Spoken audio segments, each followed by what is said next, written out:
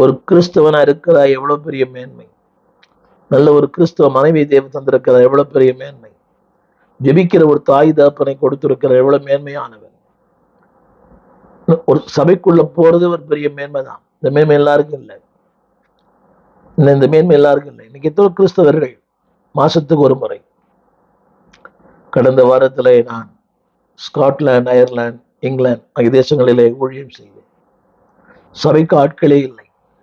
ஒரு காலத்தில் கிறிஸ்தவத்தை வளர்த்த ஒரு தேசம், கிறிஸ்தவம் உருவாவதற்கு காரணமாக இருந்த ஒரு நாடு, மக்களே இல்லை.